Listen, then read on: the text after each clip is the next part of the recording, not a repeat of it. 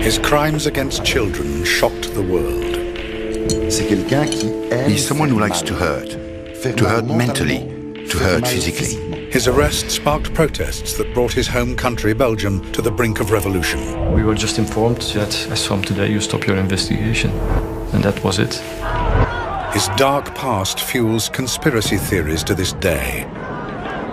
There was a sense of total disbelief, a sense of revolt. This is the shocking story of the monster of Belgium. Who was he? How was he able to kidnap, rape and murder young children right under the noses of the police in this modern European country? Was he protected? Or did he benefit from a catalogue of police mistakes? I don't believe that there is one person in this country who knows the full story.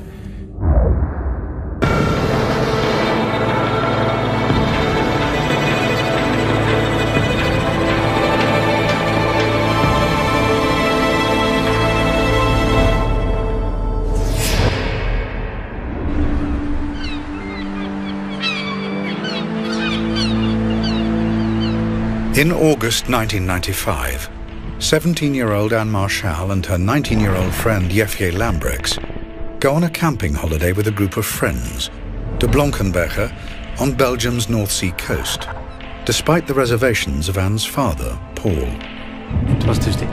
This was her first time on holiday without any parents. We talked about this with her and she said, "Dad, I'm turning 18. And then my wife too said, "Well, we'll have to let her go sometime."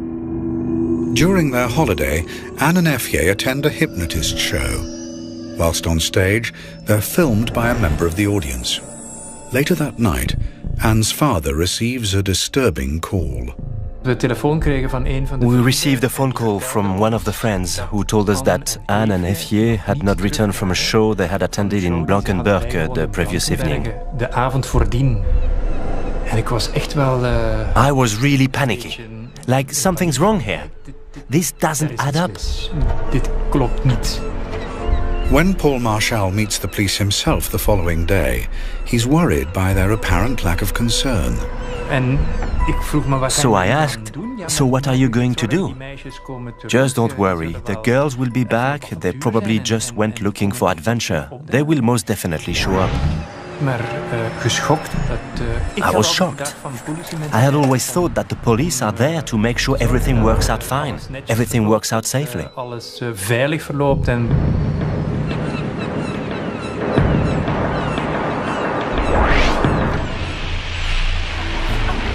Paul Marchal returns home and begins his own campaign to find his daughter.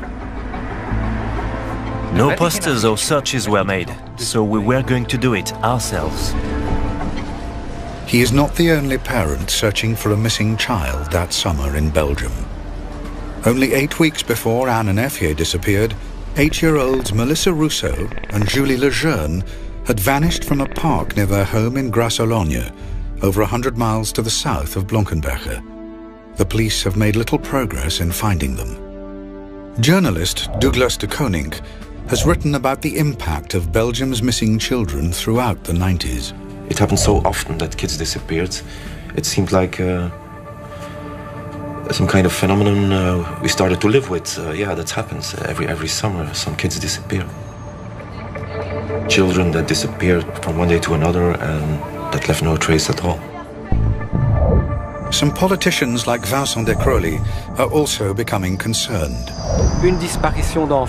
A child disappearance was considered a relatively ordinary problem, treated like an ordinary theft. The dominant view within the Belgian police was to simply wait for 48 hours, giving priority to the theory that they had simply run away. But these first hours are critical. Studies show that 91% of abducted children are murdered within 24 hours.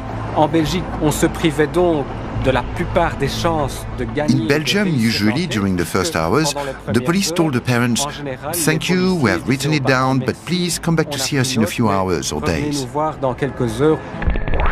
6 months pass and the girls are not found. The police appear to have no leads and no idea whether they're dead or alive.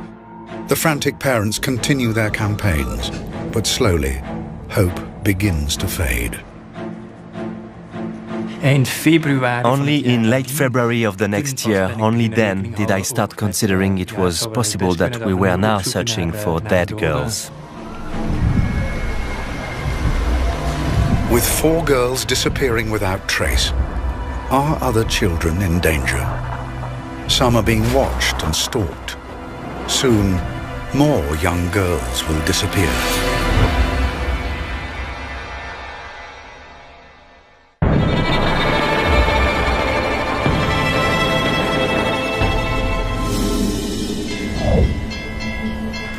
On a summer's day in 1996, 12-year-old Sabine Dardenne begins her ride to school as usual.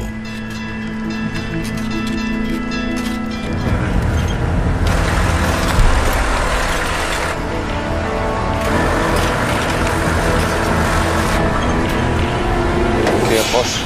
Mets-toi tout près, colle, colle, colle.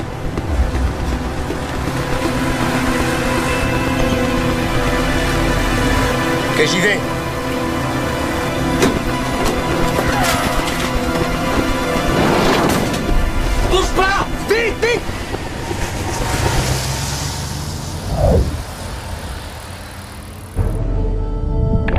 When Sabine goes missing, it becomes Belgium's latest high-profile case that year of a young girl disappearing. In response to growing concern, the authorities establish a missing persons unit to coordinate all the separate investigations. Among the investigators is Albert Priem. We had no clue whatsoever about any known offender. We investigated as many leads as we could, but it really was all negative. We couldn't have believed that one and the same person could be guilty of all these disappearances. That was completely unthinkable, at least at the time. 10 weeks pass, and Sabine's disappearance fades out of the headlines. Then, with investigators still struggling to establish any firm leads, another young girl is targeted. 14-year-old Laetitia Delay is walking home from her local swimming pool in Bertry, southern Belgium. She is snatched off the street in broad daylight.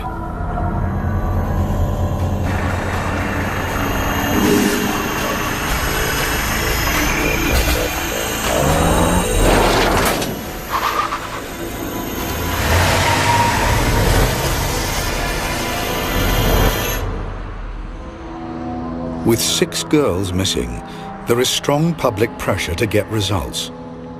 Michel Demoulin, an investigator in the small town of Dinan, is one of the extra police officers drafted in to search for Laetitia. Well, on the 9th of August 1996, the day Laetitia went missing, I was called upon to participate like other investigators in searches regarding this disappearance, since the investigation so far had yielded loads of data that had to be verified.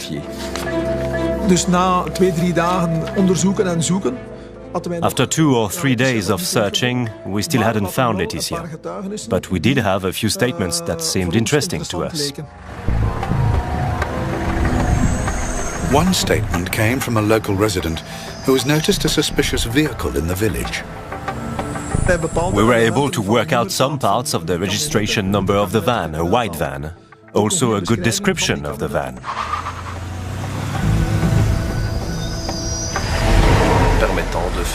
Which allowed us to make a connection with someone who had a potential profile on this kind of thing.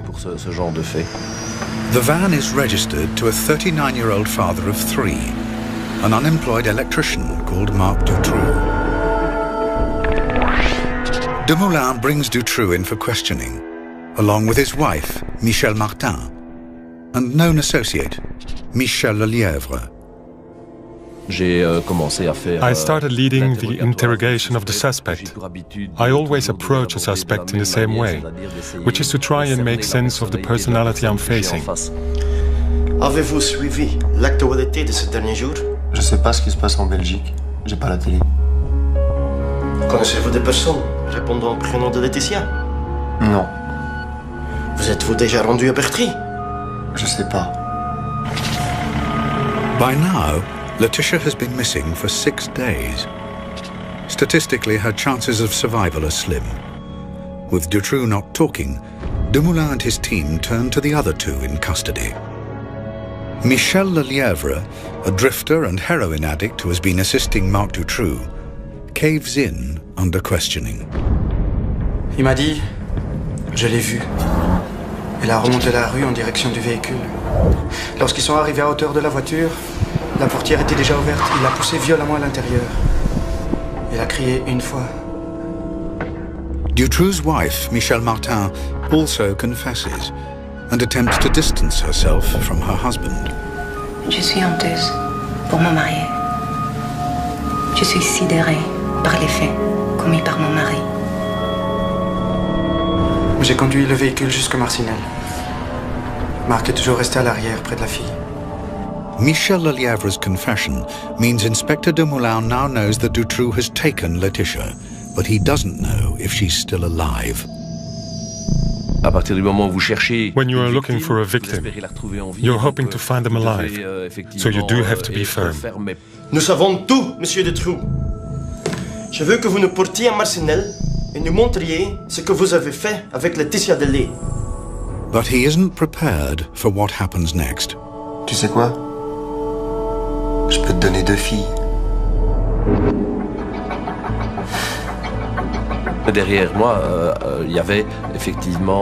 Behind me, there was a poster about Sabine's disappearance. So when he told me the other one's with her, I just cast a brief glance behind me and I said, "Who, Sabine?" And he said yes. I'm telling you, when I hear this, it still gives me the shudders again.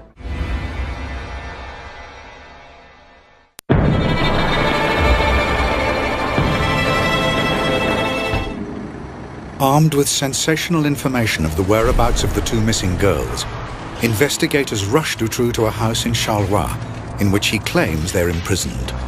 Dumoulin's only hope is that the girls are still alive. I was quite sure he had told me the truth, but at the same time I thought it was almost impossible they could be there.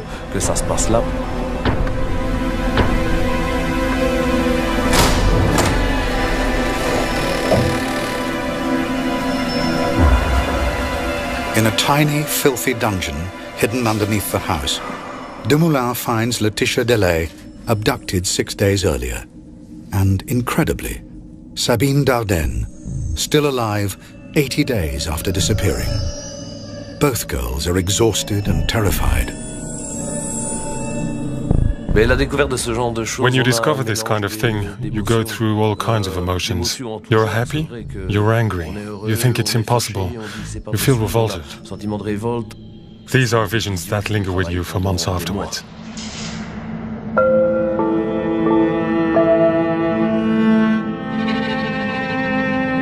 Under the full glare of the world's media, the 2 girls see daylight for the first time since their abduction. I recognized Laetitia at once, but Sabine, at first I couldn't really believe it, and I wasn't the only one.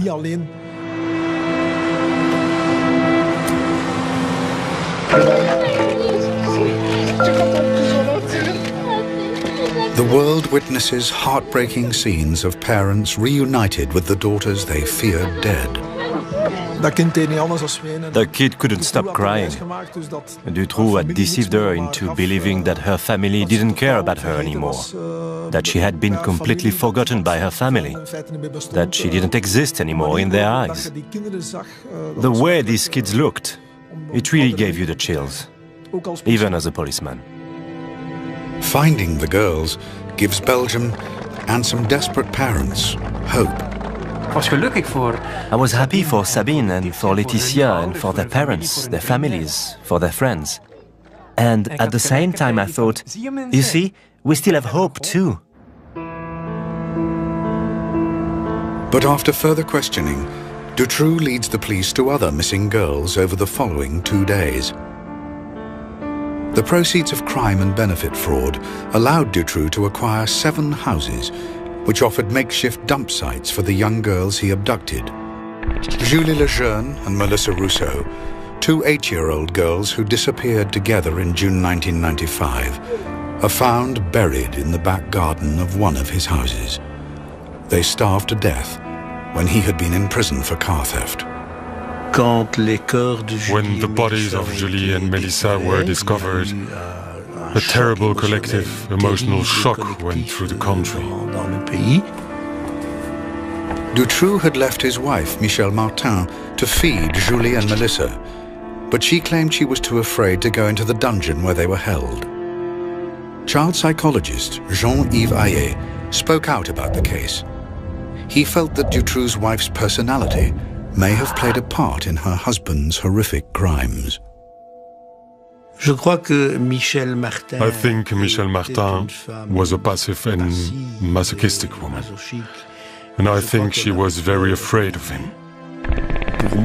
To me, she's responsible as well, for not having talked, for not having turned him in.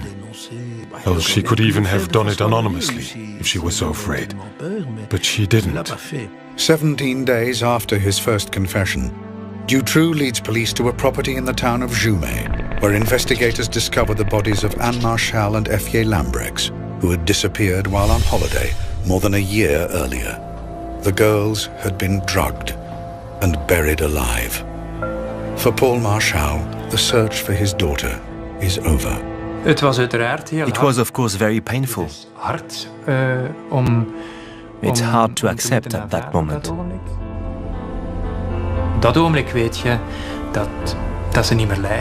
You know they're not suffering anymore. They're not there anymore. And you have to learn to live with it.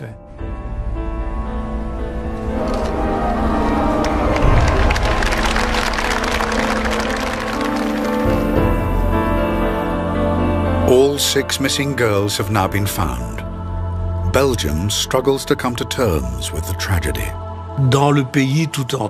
Throughout the country, there was a lot of distress, a lot of anger, a lot of sadness and incomprehension. The country was facing evil and the slaughter of innocents. Parents wouldn't let their children go out in the streets anymore. Now in custody, it falls to psychologists to assess the character of a man who has readily confessed to committing horrific and callous crimes.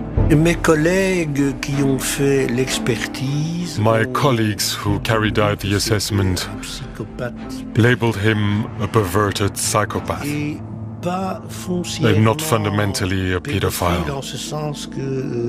in the sense that to him, children weren't an exclusive object of lust. They were an object among others. It is soon established that Dutroux's psychopathic nature could have its roots in a turbulent and loveless childhood that saw him turn to petty crime and sell himself to older men for sex in his teens. He's grown up in a bit traditional family nest for psychopaths. Very dominant mother, very aggressive father, a very egoistic couple, and as a result, a very egoistic young Marc Dutroux. But to fully understand who they're dealing with, investigators speak to Sabine Dardenne, who has survived 11 weeks in Dutroux's clutches. With her testimony, they start to build a profile of a man whose crimes have shocked the world.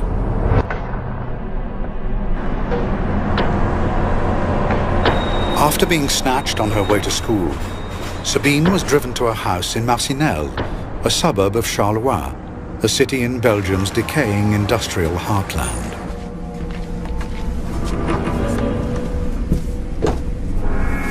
Sabine was drugged by her captor, led upstairs to the first floor, and chained to a bed. She was given an elaborate story by Dutroux, explaining why she had been kidnapped. He explained to her that she had been kidnapped in exchange for a ransom, but that her parents had refused to pay the ransom, and so the people who had ordered the kidnapping had given him the order to execute her. And since he himself was very nice, he had decided to protect her. On dirait qu'ils t'ont abandonné. Tu peux t'estimer heureuse d'être avec moi. Tu peux même dire que je t'ai sauvée. In exchange for this protection, she should grant him some favors, and everyone understands what that meant. Trapped and alone, Sabine Dardenne was repeatedly raped by her captor, or in his words, her savior. He's someone who likes to hurt. He's someone who likes to practice mental manipulation in all regards. To hurt mentally, to hurt physically.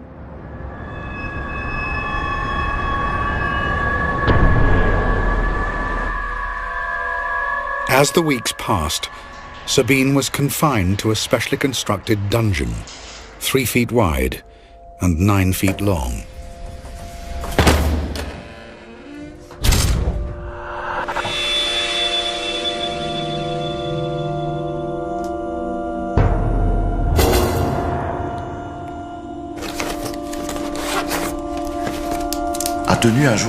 She kept a diary day by day, in which she drew a cross when Dutroux had come and abused her. One cross meant it hurt. 2 crosses meant it hurt badly.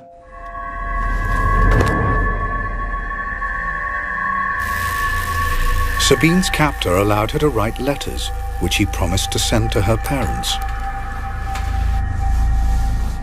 I promise to be less selfish and also lend my things, be more helpful, be better-tempered. I'm sure you'll find that I've changed.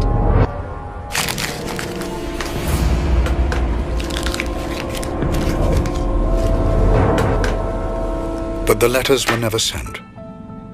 I think the majority of children would have interpreted the lack of rescue as a sign their parents no longer cared about them, because there is a naivety about children. Please think long and hard about what I've said. I can't carry on like this for much longer. But Sabine's testimony also raises big questions. How has Marc Dutroux been able to operate so freely and for so long? Could the police have stopped him sooner? Could lives have been saved? As more chilling details emerge, the world looks on in horror as Belgian society approaches meltdown.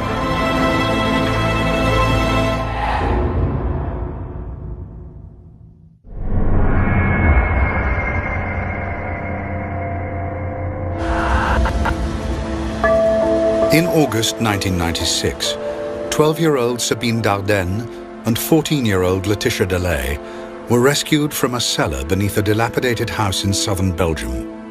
Laetitia had been imprisoned for 6 days, Sabine for 79. But while they have survived, 4 other girls have perished at the hands of their captor, Marc Dutroux.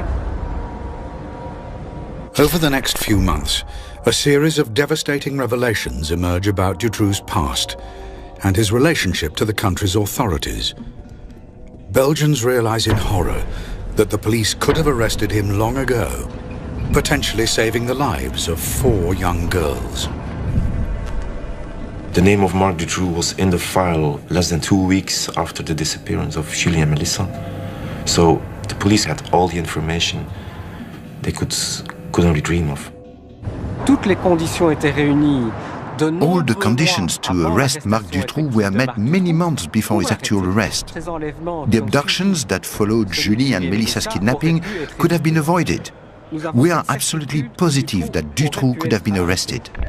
Information comes to light. In 1989, 6 years before the disappearance of Julie Lejeune and Melissa Rousseau, Dutroux and his wife had been convicted of the abduction and rape of 5 girls. Dutroux was released just 3 years into a 13-year sentence.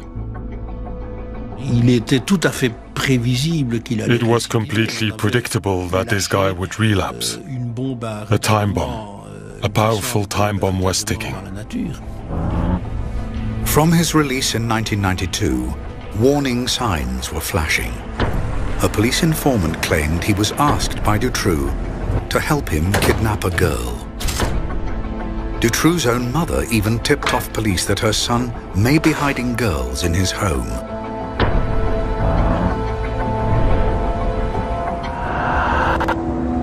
Eventually, in August 1995, the police put him under surveillance, an operation codenamed Othello. A camera was hidden in a railway wagon in front of his house in Marcinelle. This camera was in front of the house the night that Anne and Efje were kidnapped. The problem was that Dutroux chose to do this kidnapping at night, and the police turned off the camera at 6 o'clock in the evening. Afterwards, they tell us that for operational reasons, this camera has only been turning from 8 o'clock in the morning till 6 o'clock in the evening or something. This is very intelligent if you want to catch someone, a pedophile, kidnapping girls. The officer in charge of Operation Othello, René Michaud, visited the house in December 1995. Dutroux had recently been questioned about stolen cars, and investigators used this as an opportune moment to search his house. Also present was a locksmith, Alain Lejeune, who was accompanying the police in their search. Qu'est-ce qu'on entend? Il y a des enfants ici? Suddenly, children's voices are heard. You heard these voices and this discussion starts. Did you hear that? Non, ce sont des enfants dehors. Ouais, ils jouent dehors. Ah non, ce bruit vient de l'intérieur. Écoutez, c'est clair. Silence. Non, et puis c'est qui le policier ici? Allez, on y va. The locksmith said, I heard voices and it was absolutely clear that they came from there, from 2 meters from where we were standing. The voices are Melissa Rousseau and Julie Lejeune. 3 months later, they were dead. Do not forget that this Julie and Melissa disappearance was the top story in Belgium. That was the top priority of police, at least that's what they told us. Michaud found video cassettes during his search. They didn't watch the tapes. The explanation afterwards that they didn't have a video player. On one of these tapes, we can see Marc Dutroux constructing his cage.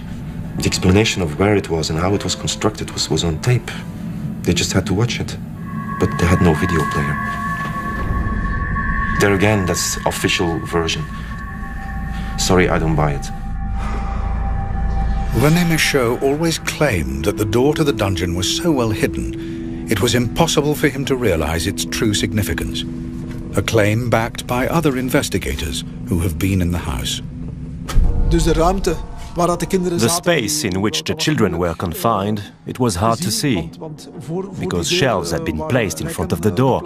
There were plenty of boxes, rubbish, everything was stacked. So no one could ever suspect that behind that wall, a cell had been built to hide children in. I cannot conceive of any investigator who wouldn't go all out while looking for a missing girl.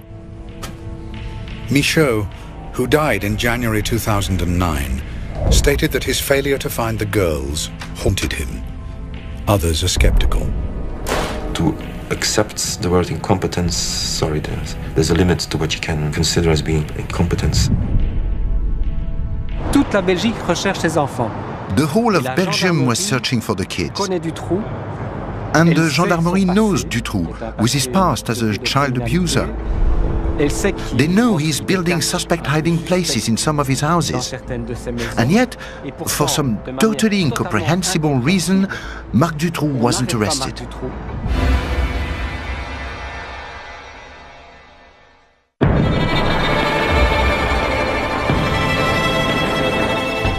Belgians begin to ask whether Marc Dutroux is being protected by powerful people within the state.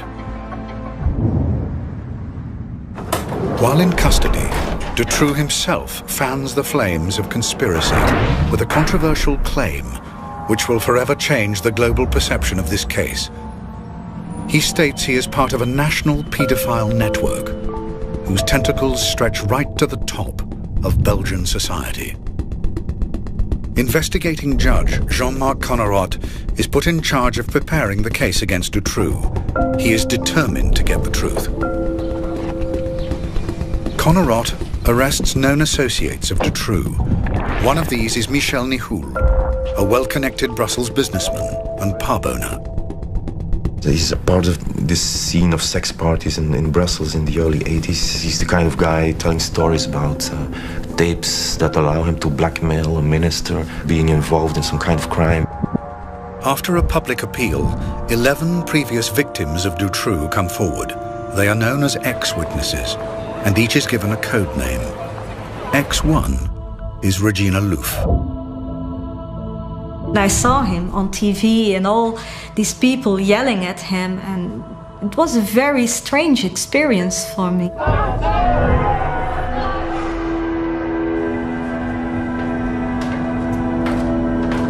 Regina Louf, now a mother of 4, recognizes Marc Dutroux and Michel Nihoul from her childhood. My mother had a boyfriend, and he hired me again to other men, to sort of a prostitution network, and there I met Nihoul. So these parties were organized for other pedophiles, and there they took 1 to several children, and they had sex with them, of course, or they took photographs or films or making movies, everything. The people who were going to these parties were big businessmen. There were also politicians.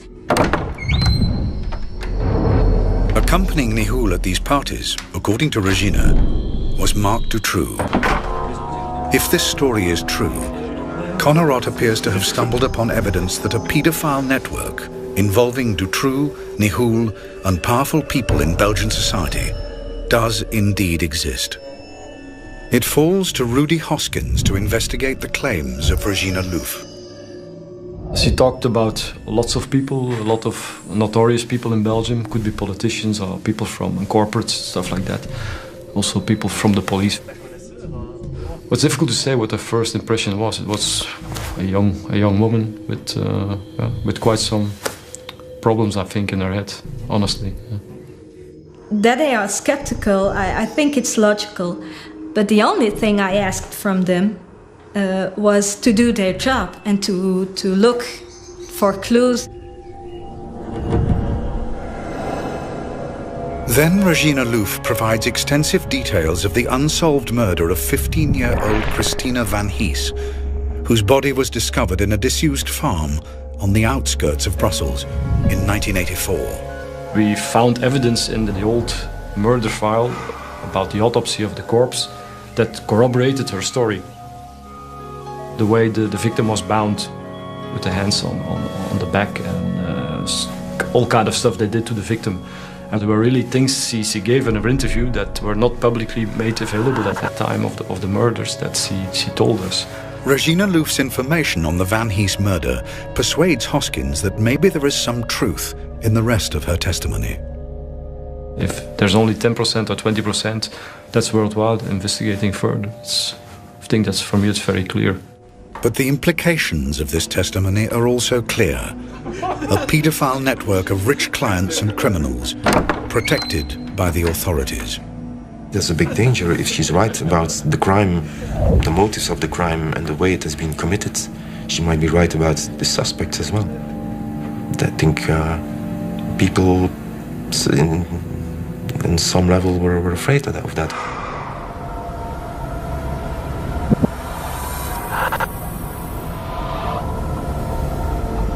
However, Judge Connerot's investigation into Regina Louf's claim of the existence of a powerful paedophile network is suddenly brought to a halt. In October 1996, he is sacked. His attendance at a dinner thrown by the families of Dutroux's victims is deemed a conflict of interest by his superiors in the Ministry of Justice.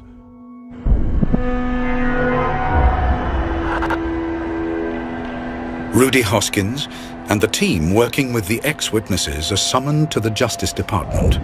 We were just informed during that meeting that already, as from today, you stop your investigation. And that was it.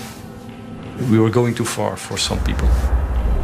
Don't ask me who, I have no idea, and why, no idea. I still ask myself the same question, but we touched upon something that was not supposed to get out in the open. Connerot's dismissal has a devastating effect on public confidence in the Dutroux investigation. I am covering criminal investigations in this country for 15 years. I can't give you hundreds of names of judges having dinner with victims, with lawyers, with suspects. This happens all the time. I always believed in Connerot. This stank and still stinks, in my opinion. Hundreds of thousands of Belgians agree. On the 20th of October 1996, national outrage boils over at a huge march organized by the families of Dutroux's victims. There was a sense of total disbelief, a sense of revolt, a sense of this can't go any further like this. 300,000 people march through Brussels. Workers across the country go on strike, and firemen turn their hoses on government buildings to symbolically cleanse official corruption. Belgium stands on the brink of revolution.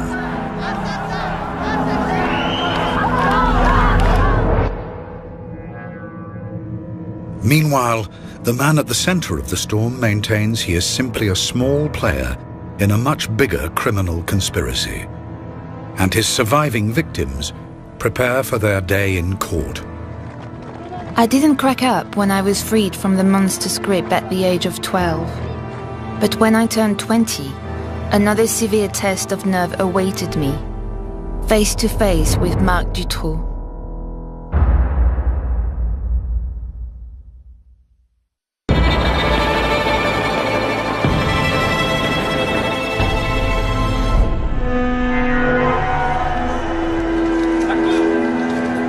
In 2004, Sabine Dardenne and Laetitia Delay attend the trial of the man who held them captive in his dungeon. In the dock with Marc Dutroux are his ex-wife Michel Martin and alleged associates Michel Nihoul and Michel Lelièvre. It has taken 8 years to bring Dutroux to trial. Officially, this is because the authorities have had to spend years investigating hundreds of leads into paedophile networks, which the police are convinced don't exist. One thinks the trial will take place in 98-99. Some dreamers said 2000. No, well, 2004. Because of all the dead ends the investigation was led into, this whole series of way-out leads. Sabine Dardenne was held captive for 79 days in Dutroux's dungeon in 1996. 8 years later, she gets the chance to confront him at last. Dutroux is a pervert. Dutroux is a predator. Dutroux is a monster. She wanted to face him. She wanted to ask him, why on earth didn't you kill me? A question Dutroux didn't deign to answer.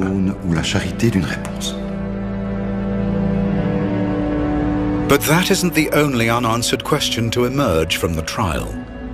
Belgians are split over whether Dutroux is a lone predator or part of a paedophile ring run by his co-defendant, Michel Nihoul. I do think it wasn't just Dutroux who killed my child. I think that the police and the judiciary share in the guilt. But many voices who could potentially shed light on this story are not in court, fueling suspicions of a cover-up. There are a lot of people who died in the entourage of Dutroux very quick after he was arrested. José Stepper is a police informer who claims he has explosive information on Dutroux. He dies 2 days before he is to meet his contact. His family believe he was poisoned. Jean-Paul Tamino is a figure in the Charleroi underground who disappears just as he is supposed to talk to the police. Parts of his body are fished out of the canal on the day of Dutroux's arrest. François Rayskins told a friend he'd seen Melissa Rousseau alive in Holland. Before he could tell the police, he was killed on a railway line. In all, 20 people connected with the case had died in suspicious circumstances. Also not appearing is Regina Louf, whose police interviews in 1996 appear to support the existence of a paedophile ring involving rich clients and run by Michel Nihoul. But the police investigation into Regina's claims was halted in 1997. We still ask ourselves the same question: why? We were just doing our work, we were objective. Why the hell did they stop us? She was interviewed by a second team of investigators, and her testimony dismissed. They said it right in my face that they didn't believe it anymore, and that I was sick in the head, and that I just only wanted attention. By 2004, Regina Louf's character and testimony are bitterly disputed. Her motives and her state of mind are questioned, and she is dismissed in the press as a pathological liar. Fantasies sell better than reality. In the Dutroux case, as far as I can tell, the ex-witnesses don't add anything whatsoever, really nothing whatsoever. It's not that difficult to turn a victim in someone who is crazy. You just point your finger at the victim or the witness and say, she's false, she's just a maniac or something like that. In contrast, Laetitia Delay and Sabine Dardenne maintain Marc Dutroux was their only abuser. La seule personne vivante.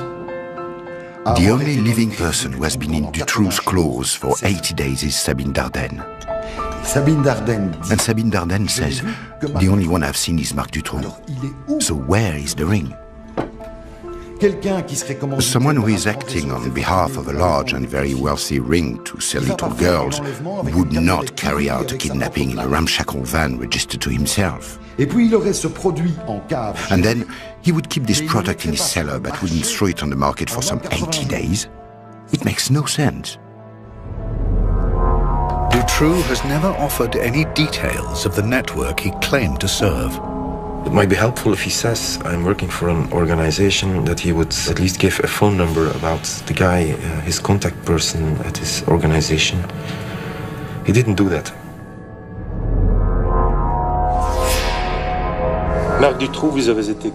On the 17th of June 2004, Marc Dutroux is found guilty of the abduction and rape of 6 girls and killing 4 of them. He is sentenced to life behind bars. His associate and driver, Michel Lelièvre, is found guilty of kidnapping and sentenced to 25 years in jail. Dutroux's ex-wife, Michel Martin, is found guilty of conspiracy to kidnap and sentenced to 30 years in jail. Businessman Michel Nihoul is convicted of drugs offences, but he is acquitted of being an accomplice of Dutroux. Officially, therefore, there is no paedophile network, no powerful clients, and no cover-up by the authorities.